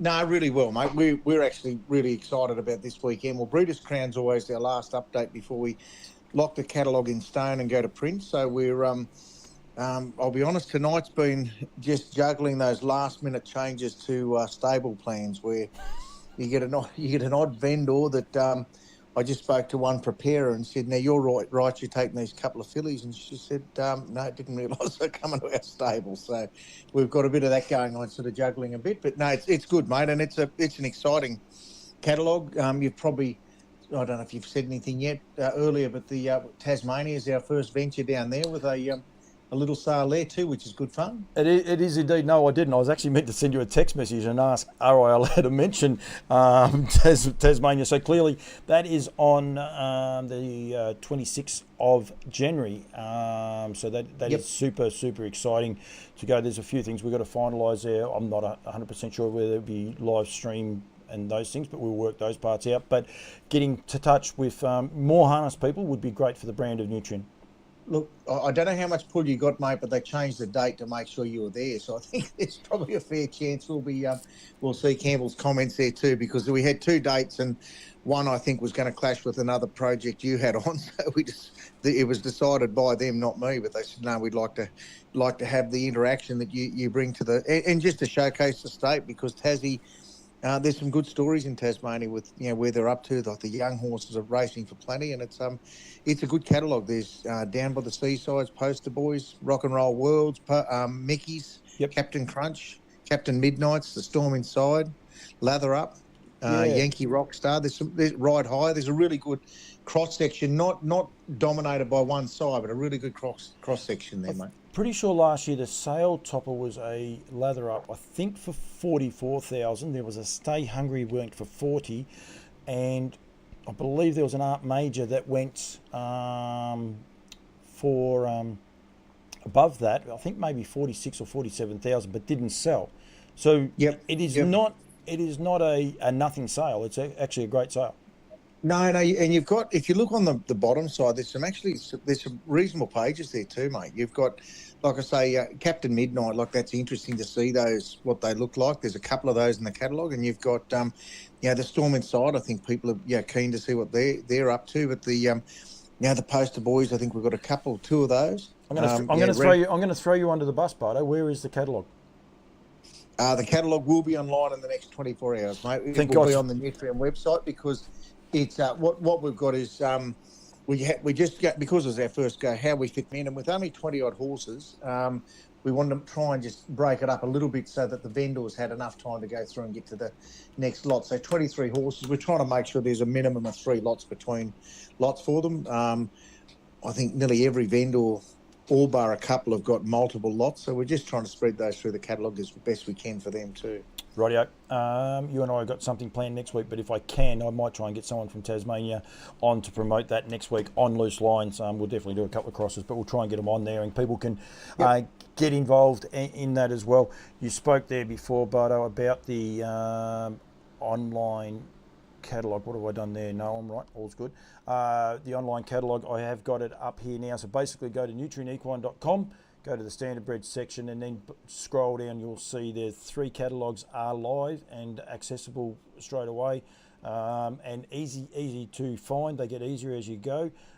Basically, if you want to search, you can go through them in lot order if you like, or you can simplify it and change it up however you want to do. So the stallions are there along the sign. So if you want to go down by the seaside, I'll look after one of my sponsors, and you can see there that there is 5 lots, and they've got all the breeding there of the 5 lots down by the seaside. You can also segregate it by preparers. We'll look after the Vags, Lindsay and Mary Vag. And there is their 1, 2, 3, 4, 5, 6, 7, 8 lots that they have. Down the bottom it actually says it. So depending on how you want to do it, you can go through it. You can also do it through the consigners, the people that are actually selling them. Brad Steele's got one in, so we'll look after him for the minute. Ideal Tact, Vincent. So it's quite easy, and once you understand how to follow it, it's quite simple. And you can actually, the following part here, I haven't put any in there at all, but you can, if you want to follow one, keep regular updates to it as you go on along, you can do that as well. The other one, which is interesting too, don't forget the preparers index, because quite often you might see like one horse and you think, gee, I like that one, but where is it? So if you go via preparer, you'll see quite a number of these horses that might be consigned by someone, but they're in a very well-known stable to actually, to prepare and put through the sale. Like again, I'm looking at Melbourne, and it's always a good one to look at the likes of David Scott's horses, for example. They will be prepared by the Aldebaran team, for example. Yep, no, absolutely. And I just had up here lot number 9, just to show people how simple it is. All you do is where the follow is there, click on the follow. I better get out of that. Actually, I can't do that one. Sorry, because I'm actually logged into the big screen one, which I wanted to stay in that because it makes my life a lot easier. I'm not logged into my own, but if you click on that follow button, it will then bring you up and put it in your following section. So every time you go back to your following ones, they'll be updated there every time. So very, very simple, easy to navigate. Yeah, it is, mate. Look, I think feedback, it's probably post-sale where I think we've looked to try and improve. I've had a lot of people ask, look, we want to actually look at results by sire or consigner and things like that. So we have asked our IT guys just to look at that search or that post-sale function, so we can have just a little bit more interactive feedback for people after the sale. But I guess at this point, at this stage, we're more interested in making sure we've got the pre-sale part of it and the interest from buyers, which is good because there's some wonderful horses on offer. I have too many things in front of me, but I'll get myself in trouble. I bought up lot number 260, which will be going through in Melbourne as well for the Kohlerfelds. But what a family this is. I'm going to put a poster up in a minute, but just an amazing family, an American Ideal filly out of the Art Major Mary Lettuce reason. She is, of course, the dam of Leap to Fame, Maximus Red. This is a full to Maximus Red, and of course 2023 New Zealand Trotting Cup winner in Swayze. So a brilliant family, very current family, very, very exciting family, because Leap to Fame is the Inter-Dominion favourite as well. So just exciting to have the depth of horses. You've got a half sister there too, Leap to Fame, Swayze and Maximus Red. So super exciting. You must have been rapt when you found out you had that horse on the list. Yeah, look, and look, what was really exciting was around the time it was when Swayze had his win up in Queensland in the Blacks of Fake, and they said, look, we might go to Melbourne with him. And I think one of the driving forces was the fact that we've got the big race meeting on that weekend as well, with our third race series finals will be the same weekend as the Melbourne Sale. So the feeling was, look, everyone's going to be in town that weekend, and I think that's a fantastic family. I think Leap to Fame beaten by Swayze, like the two of them went head to head, and I think he'd run one of his wheels was off the rim in that Blacks of Fake, off the rim, wasn't it? So it'd be great. I think we look forward to seeing those great horses go head to head, but when they're out of the same mare, it's pretty rare. Yeah, no, it is indeed, and there's a couple of big races. A couple of the slot races actually will be run on the same weekend as the sales, one in Western Australia and one in New Zealand. And it will be very, very exciting because they could have, both those horses might go to a different place. They could be both winners, and that'd be a huge, huge result for the Califelds. Oh, look, and it's interesting when you look back at where we started. Our very first sale was our Ready to Run sale, and it was actually Let Us Trot was our first Group 1 winner that we'd actually sold when we entered into the market about 4 years ago. So, yeah, Ricky Altrin, and it was lot number 1. It was quite unique, wasn't it? So it was, and he kicked on. Yeah, it was a Group 1 winner that season. So a pacing bred trotter, but that's another story for another day. We've got a few of them watching too, Butter. We better make sure we say the right things. Kath McIntosh, Greg Ryan, Terry McGowan, Wayne Loader is on as well. So people want to get that little bit more information. The sale dates, the race dates, Bardo, I have them, the sale dates, these are not the race dates, but these are the sale dates for all of the sales, with Brisbane being the first one at 11th of February. Yes, it is, mate. Yep, we've gone earlier, which is more traditional for those guys. We were later for them last year, but I think it sets the ball rolling. And then I don't know if you've got your dates up. I'm just going to log back in to see what your Sydney on the 10th of March. Bathurst on the 24th of March. Now that catalogue hasn't closed yet, but it will. And then Melbourne on the 14th of April. Sydney is on the 8th. The 10th. I would imagine, Bardo, the parade will be on the 8th of March because that is. Yes, it will. It'll be on the Friday again, mate. Of course, yeah. Yeah, that's a Miracle Mile weekend. That's correct. That's correct. And the only one that's not on that slide that you put up there is obviously we'll have to try and update that now. Just add the Tasmanian sale in on that Australia Day weekend. Yep, we will have to. But in fairness, I wasn't sure I was allowed to say anything. So yeah, I get told I can say things and not other things. So yeah, going from there. Back into Bathurst again, Bardo. Last year's sale was outstanding. It was a lot of fun. Look, it is, mate. And what you've pardon me, you look at horses that have come out of there, like Timmy Richter's one that's rolling around pretty well at the moment, but he's a Bathurst horse, and I think the amount of people that actually use their New South Wales first win bonuses and reinvest in the sport, I think it's a great opportunity for people to actually reinvest. But there's quality horses, and if you look at what's in the Bathurst catalogue now, we're not closed. I know we've got a number of horses to come in, but there's a good array of horses starting to line up there too, mate. Yep, absolutely. There's 158 in Sydney, and you'd be looking forward to that. That's a quite manageable number for the team. Yeah, it is. We'll still use the 4 stale barns that we used last time, but it'll just give us a bit of room to spread out. And look, Sydney was a lot of fun. I think we all know last year the sale result was less than we'd hoped for, but there was an outstanding run of horses there on site in Sydney. And I think if you look at the depth of quality in the Sydney catalogue this year, it's hard to pick between the two. You've got a terrific draft of horses in Melbourne. I think the benchmark is Sydney, and the other one is if Sydney has a good sale, there's a number of those breeders that I think we'll see them down in Victoria, and I think the New South Wales incentives for breeding are still very, very solid, and I think that will bring some people, I think, to the Sydney sale this year. Yep, absolutely. Queensland, the Sunshine Stars sale will have a different look to it. 70 lots up for sale, but it will be back at Brisbane. It will be back at Albion Park, and a little bit more traditional, I suppose, for a lot of the Queenslanders.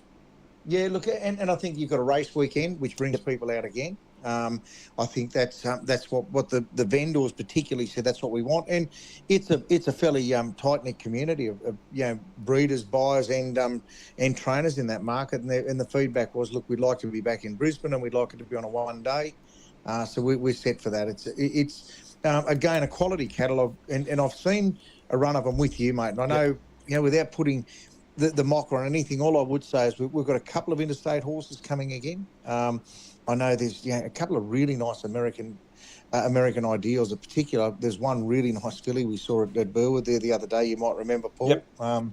There's Captain Midnight's, Captain Crunches. You've got a treacherous filly there on account of the Maxwells. You've got a good draft of horses from GSM Racing again. We've got a good run of trotters there too, mate. You've actually got quite a few trotters. Absolutely. I've got the stallions up there now, Bardo, and and that's the thing. I think the difference is like there's good sprinkling of everyone. So you've got to always be Mickey, American Ideal, Better's Delight, Better's Wish, Bling It On, Captain Midnight, Captain Crunch, Captain Treacherous, Changeover. Oh, you've got to be kidding me. Cruiser de la Nuche, I'll go with. Fancy seeing that one first up. Fancy giving me a show where I've got to talk all the time and you give me a name like that.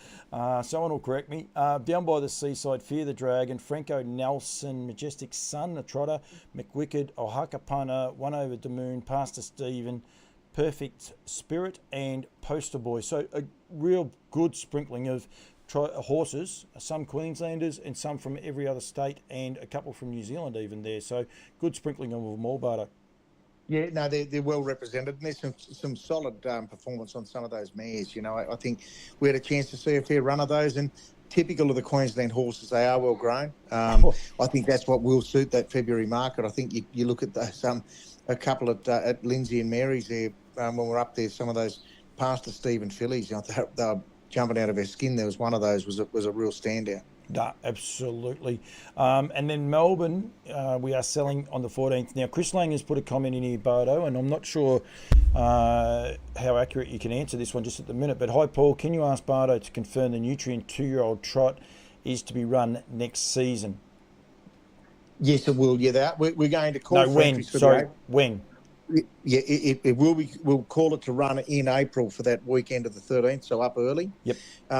What we've done is we've announced the increase in prize money for the 2-year-old paces from 175 to 250,000 each. I'm just waiting for a stamp on that, just so we can actually get that out in the media over this next week. But yeah, absolutely. What we want to do, the recommendation we want is to, if people know now, get that 2-year-old trotters up. We wanted to race on that same weekend on the 13th of April.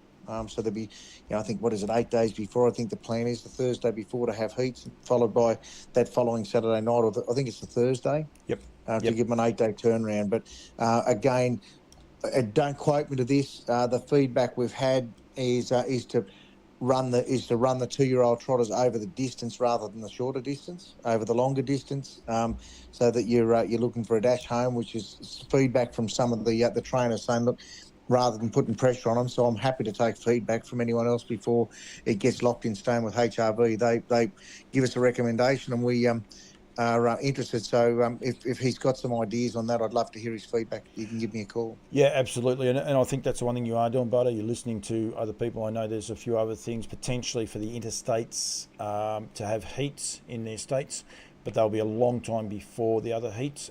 They won't be able to, if you run in one heat, you won't be able to make your way down to Victoria to miss someone else out.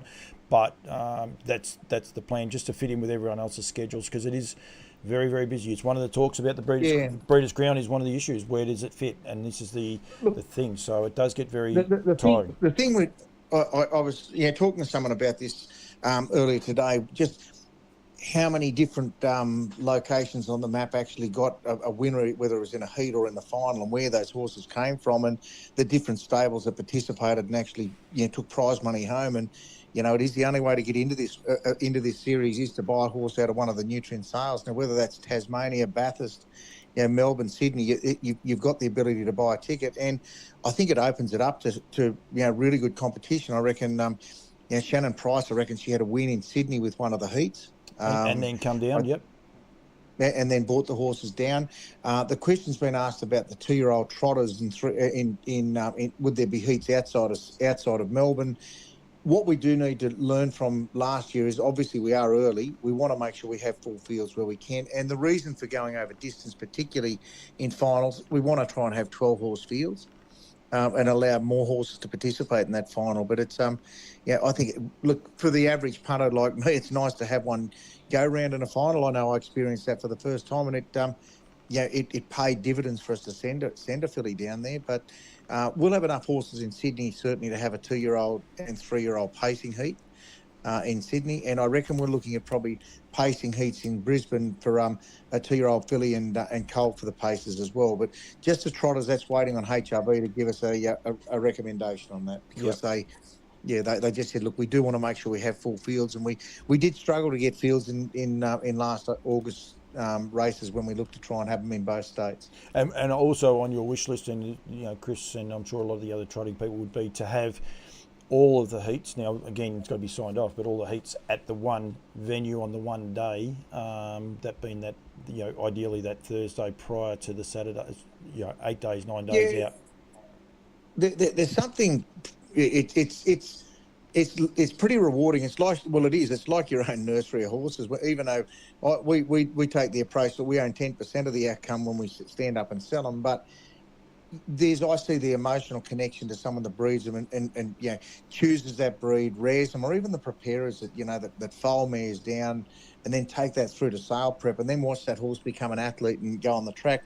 The sales team actually take a fairly strong vested interest in that too. Like, I look at this weekend, the horses that have come through our sale, we've never owned them, but you feel like there's just that little piece of Nutrien rides with that horse. So it's what I guess we're evolving from just being breeder vendor focused, and you do become involved in the racing of the horses now. Yep. No. I've got a couple of paddocks full of the bloody things. You are related to Cam Hart. Well, you're not, but the boss is. So that's you've got the pedigree to get more horses. So you just have to get Cam driving them all. He can win on anything, Barto. So you better try and get him in the cart. I just like to find the person that can just find me one of these superstars. But I think if you look at what's been the most fun, I think watching the Pengrazios watch their trotter come home in August was probably one of the highlights of the sport for me. Prince of Rock, yep. Yeah, Prince of Rock was just that's probably one of the moments so far that I'd say, look, I get a big kick. There's an emotive connection, which is more. It's not about the numbers. It's about the money and not the money. It's the passion that goes into breeding horses. And when we were at the racetrack, and this is one thing we want people to be there, and this is the idea of having the sales and the races on that same time. Hearing the Locomotive crew and the Prince of Rock crew going head to head up the straight, it was just deafening, the noise, and it was just a great part of it. And that's what's what you're trying to build, and what Nutrien brand's all about is having fun, excitement, and enjoying the thrill. And I think what we've tried to find, look, you look at the Vic breeders or just the breeders organisations. If you look at what we can do to lift the profile, I think as an industry, the peak bodies, they're driven to try and develop more racing, and obviously it's a chicken and egg thing. If we don't have a vibrant, progressive thought process in the way we breed horses, we're not going to have this great product that brings people to whether it's to the track or to your television screen at home now. But you've got to ignite passion in it, and I guess that where I come from camp drafting. If you talk about the sport and watch 800 runs for a day, it's like watching paint dry. But when you've got a connection to the horse or the person riding it, it actually changes the whole perspective. And I think that's it. You talk about some of these young drivers. Look, I look at the job that someone like Greg Sugars did with young horses last August. Yep. Just they're the personalities that I think draw people to the sport, and we've got to showcase them. No, absolutely. Just while you're on the camp drafting, I see Brett Welsh aged another year today, so happy birthday to Welsh if he is watching. Yeah, he sold an embryo to some very high-profile people out of EMEA, and he won the Open, I think it was last weekend, on Annie's gift too. So happy birthday, Welshie, and he's still proved he's not too old to win a draft last weekend. No, he's definitely not as well. But just before I do let you go to one of the other highlights, of course, is the arch nemesis. I think I've got it written down here. I think it's lot 91. Yeah, it is the lot, Captain Treacherous. Yep. The job that this mare's done, the one reason I wanted to highlight, I'm going to try and highlight at least one or two horses each week. I haven't got a picture for this horse here, but she's now got 3 horses that have gone sub 150, which is, we think, a first. Definitely a first. It is, mate. I did have the question asked of us, about the numbers and whether was it actually based on US times, was it a legitimate sub 150? Those numbers had already been modified to take that into account. So yeah, I've been told by, I think he is a walking encyclopedia, but I think when we asked the question about it, when we did pedigrees, that it was, that it's certainly the case that it's the first brood mare to produce 3 sub 150 horses in a lifetime, which I think is fantastic. And that then is, as I said, there's another thing that I didn't do, Bardo, brother or sister? Yeah, mate, it is a bay colt. Bay colt brother to Luxa Turner, so super. Yep, born on the 25th of September, mate. And the only reason I know, I'm looking at my computer, but it's. I was thinking, man, you're going good. No, she's. But it just proves the horses that can breed on. Again, you look at that pedigree: Captain Crusader 149.6, Luxa Turner 149.9, and Crunch Time 149.6. So you've got it there, and she's, mind you, she's had 5 races and 4 have won, and 3 of them have gone sub 150. 150, yeah, that's outstanding. Yeah. We've actually got Stacey White watching, Bardo, another of your relations. So hello to you, Stace. I'd say the baby's gone to sleep, and Stace has opted for a little bit of time out. She's tuned into Campbell's comments. So she's struggling for something to watch, I'd say. I think she had the best behaved baby at a wedding I was at a couple of weeks ago, so she can probably get a tick for that for a new mum. She's doing a wonderful job. You'll be in the good books. I won't be, but you will be. So it is all good, mate. Thank you. We will be ramping up the Nutrien promotion right through. You and I are going to be travelling Monday, Tuesday, Wednesday next week. So this show may not go out until Thursday. We'll just see how the time does go. But we are going to get around some of the yearlings in New South Wales. We've done a few of the Victorians, a few of the New South Wales. We'll be back up to Queensland. We've got to get to Tasmania as well. It's going to be a very, very busy time, but a lot of fun, and sort of enjoy getting out and promoting these horses. Look, and again, it's your job's like mine. It's got busier where I know you and I've got to try and get to Tassie at least for an overnight, and we've the best chance to catch up with people is going to be into Dominion time back in Queensland. So I know I've been on the road. A good thing to know, mate, we've seen the cattle job 100 to 150 deer this week. So I've drafted about 400 cattle in the last 2 days. So, and we've got lambs to try and get sold before grass seed drops on them, and it's due to rain this weekend, and it's Corrie Camp draft, so we're off there too, mate. No, we're going to have some fun, and as I said, I know. Look, I'll be going to New Zealand, so backwards and forwards, so both sides of the ditch. I look after both sales companies. There's no stress there as well. Both companies work together, but it is going to be super exciting. There's going to be a lot of yearling promotions coming out on this this platform going forward, and you're going to be front and centre, Bardo. It'll be. Well, look, like I say, mate, our message is it's. The only ticket to get into these races is, like, there's no non-sale entries. You've got to buy a horse to get in it. Yep. And I think you just saw the way that the spread in the prize pool, 1.25 million, was spread over 3-4 different states and a lot of different stables. So it makes for great racing, and it's a great like we say, we saw what happened in August, and the different connections that were there to see their horses go round from interstate just made it a great night out. So we're looking forward to April next year. No, absolutely, and a lot more fun coming. So when those race dates are confirmed, we'll definitely put something out straight away for you too, Chris, and for everyone, not just for Chris. It'll be good. Everyone will be getting that as well, mate. Thank you very much for joining me. The boss was watching, so you want to be careful. If you said something wrong, she'll be there to clip you on the ears. So, and I'll probably get one next time I see her for being cheeky that way as well. But that's all good, mate. Thank you very much. No, all the best, mate. Good on you, Paul. Thank you, Mark Barton there from Nutrien, and things are really going to start to ramp up and get busier and busier as we go through. If you're watching and you've just joined the party, you have thoughts on how we can change the Breeders' Crown. Can we fix it? How do we fix it? What do we do to do it differently? We definitely need either more horses involved, or we don't need heats and semis with the same horses going round and round in those. We need a bit of a competition, if you like, for horses to get through and get in the finals. And even a couple of the finals were a little bit poorly. Anthony Portelli just watched the last race at Geelong. Embarrassing. Whose idea was it to put in 1,000-metre races on?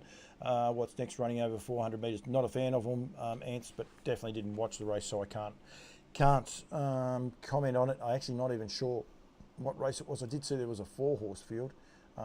Which was a little bit of a disappointment there. For my New Zealand friends who are watching, what hat will I put on? I'll put the cheese cutter on for a minute, or anyone watching in New Zealand still. It's very late over there actually. It's only 10:30. You know, Timmy White, he was on there before. He might be cuddled up in bed, ready to watch it. I'm actually going to go this way because Michael House is a big contributor to Campbell's comments from time to time, but he'll be too busy today. Because he actually won the first race today, the amateur drivers race. Ben Hope and Corbin Newman sponsored. Ben ran second, but yeah, Michael House trained and drove Bodine Quickstep to get the first. In a little bit of an irony, Wilson, his son, drove the next winner. So they ran the first two races today. So well done to the Houses, and great to see Wilson House drove a treble as well I wrote the name down. I went to Manawatu. He drove a treble at Manawatu Tuesday. That would have been, I can actually go back to that. Yep, it is there. So so he would have been there, and I believe they might have left most of those. That is the race meeting coming up. So I wonder if they've got horses coming. Yep, Wilson and Michael have still got a few horses going back in there. You got to go to results, and we'll go to Manawatu on the Tuesday. I do like their website. Couple of little things, but I think it's a lot better. Anna Donnelly trained her 300th winner, so well done to you, Anna, on that occasion. So Boys Invasion by Bryland Boys out of Dream Invasion. Got the chockies there. Ask Me Lazarus is a Lazarus 2-year-old filly out of Ask Me Mac, beating the older horses, so well done to Wilson there as well. Zev Meredith, who's representing New Zealand in the Drivers' Stand Championships, coming up very, very shortly for Anna. Gibbs and Adcock, and then Michael and Wilson there as well with Bonnie Eloisi, I will go with there as well. 7 races. Anna got a treble as well. Well done to you, Anna. Dave Butcher got a double. Wilson ran second there as well. So yeah, so how many races were there? 7.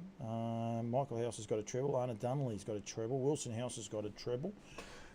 David Butcher's got a double. Trying to think who else drove horses there. S. Dixon, congratulations, because there was slim pickings. Zev, Meredith, Wilson House, and David Butcher. So yeah, so the 7 races. So fair bit going on there. So well done to all of those guys. And I will be ramping up with the show Over the Ditch. We'll be ramping up a little bit more of the New Zealand content going forward towards the Grand Prix. Tease that it may go live next Tuesday. That won't happen because I'll be going through Outback Queensland. We might leave it to a Thursday. We'll just see how things transpire, but we'll definitely work across all of that. And don't forget the Inter-Dominion, it actually starts in 8 days time. I don't know, definitely don't know, something's gone wrong with my mouse there, so I don't know officially, but I would imagine that they're only going to be running 2 heats of the trot race. I don't know if Darren Clayton's there watching. David Miles, hi to you. Mark Williams, Mackenzie Hunt as well. But yeah, the Trotters Just Believe was awesome the other night. Queen Alida, terrific. Olivici. But yeah, going through Funny Face for Jack Butler. Dell might not be. I would have thought Dell was still in, but he may not be running her by the looks. Just trying to find her name. Jack was on there before. They're in alphabetical order, so I must have missed her. She must have been back up here at the top. Just Believe, Olivic, Constantinople, Funny Face. Oh yeah, there she's there, 10th on the noms. So yeah, they finished 1-2 the other day. So I think Gus will be in, and My Ultimate Eddie is on the fringe. I would imagine by the time they put 2 or 3 or maybe 4, 24 trotters and 36 paces. Thank you very much, Mark. And also Gary Newton, 3 emergencies in the trot division. So My Ultimate Eddie, Kingdom Come, and Tam O'Shanter. I don't know, he gave a great sight the other night, Tam O'Shanter. He just wilted the last little bit actually, so yeah, hopefully that wasn't what cost him getting in. And then, as I said, 36 of the paces going through with I Cast No Shadows and Swayze. I think there's a question mark over Swayze. Oh, 32, okay.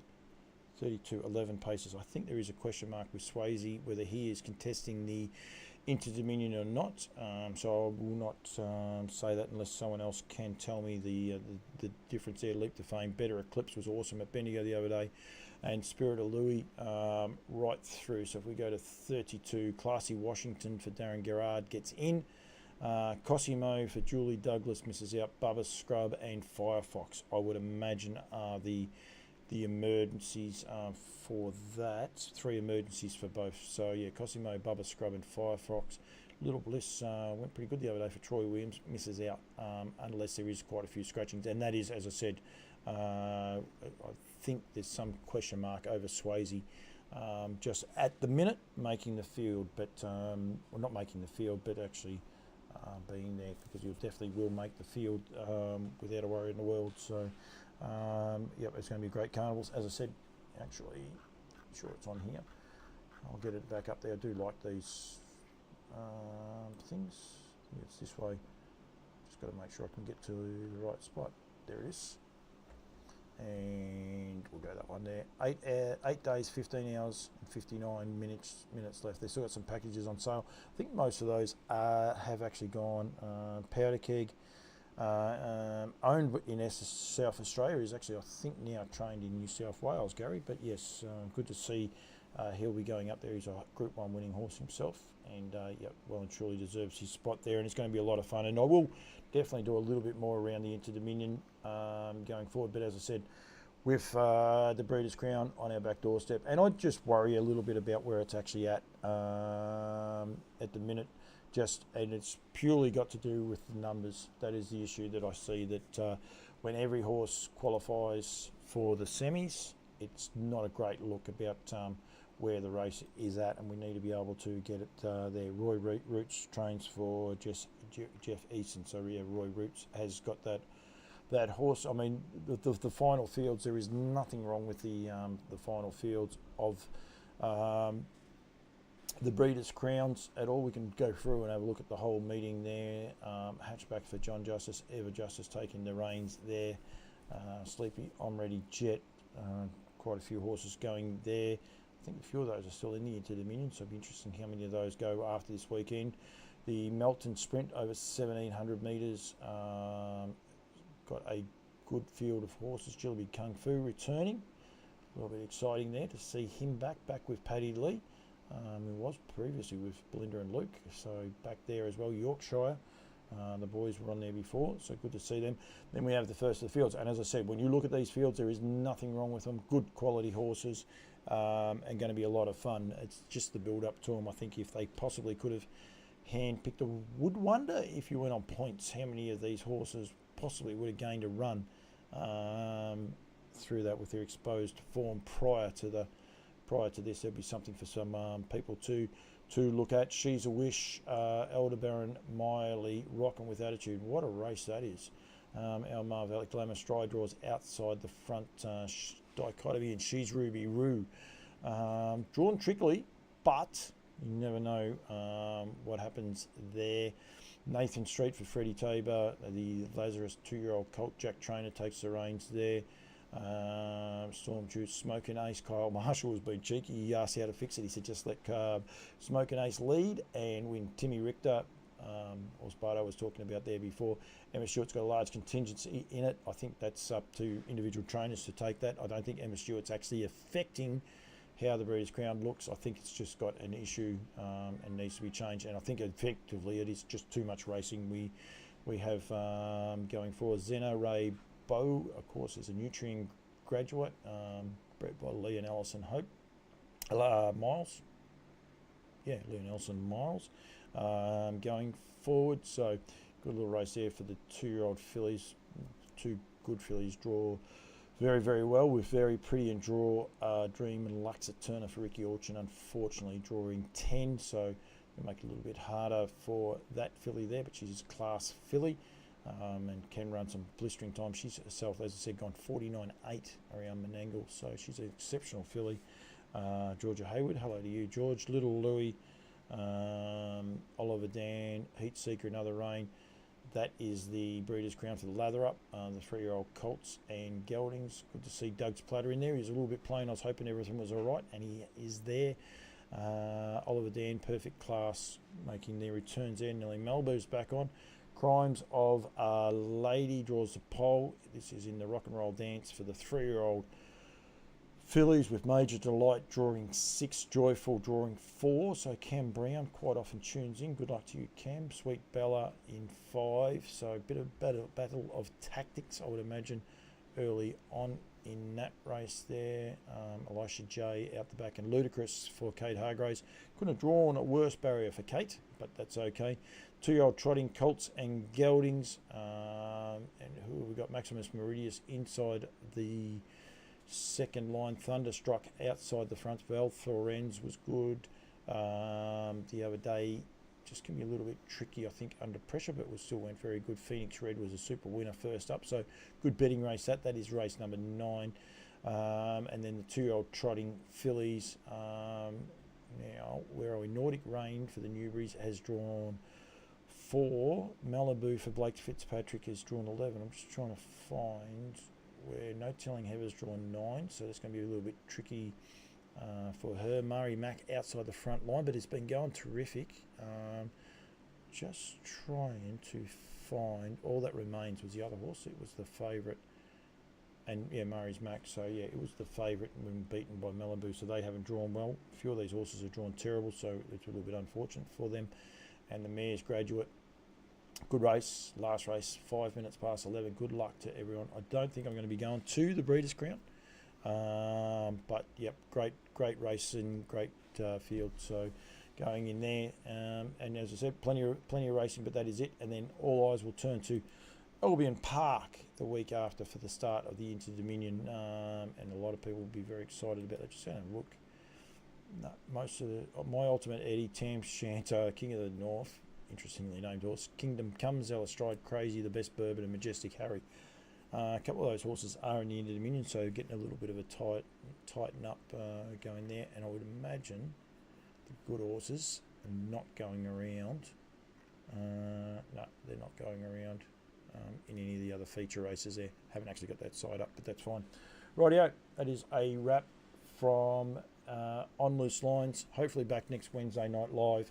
This is the show about anything and anything that can happen during the week. But as I say, if you tuned in tonight for the first time and you're not sure how it works, if you want to bring a comment up, get involved in the conversations, please do. Quite often can ring people. If I know who you are, I can accidentally ring people or intentionally ring people to change it up. Yeah, but great insight from Josh Dickie about what the Breeders' Crown means to the Kiwis, where they rate it, plus his new venture heading overseas. So that is terrific. Steve Galea, I like Toby McKinnon's idea of getting the top 2 from the Vicbred and all other states juvenile races, and they go straight into the final.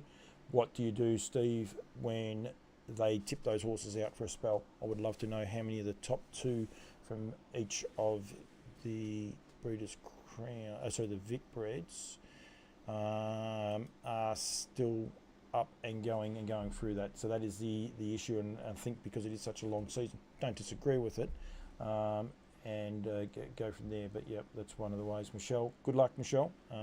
Interesting draw for you guys. She's a wish and yourself, so that'll be a little bit of fun. But thank you very much to everyone that has tuned in. Really appreciate your time. If you are racing over the weekend, good luck. If you're not, tune in to Bendigo Veteran Drivers Race. Ooh, I better just get that a bit of a plug. I will be there on track, having a little bit of fun, and we will be capturing each and all of the interviews going forward. Maybe at a third place getter, but that's where those things get a little bit tricky. Yeah, sometimes. So don't disagree, Steve. But then is it? Yeah, best of the best, which is what we want the Breeders' Crown to be. But anyway, Veteran Drivers Race 7:33 for my Kiwi friends. 9:33. Tune in and you'll see some of the greats of harness racing doing battle. $10,000 in stakes. Oxley Feed Mills getting behind them and promoting them, and it's going to be absolutely terrific. And then we're in the next race actually with Belittled. So thank you to everyone who's taken part in the show, got involved in the show. Really appreciate it. Appreciate everyone's feedback and having a lot of fun. And we will see you next Wednesday night for this show. Talking Trotters will be on Sunday night because I'm going to be on the road on Monday. So Talking Trotters for What the Hill will be Sunday night live, 7 o'clock. And I will work out exactly when I'm going to put the New Zealand show over the ditch with Maddie Markham. So thank you very much. Thanks to everyone that's tuned in.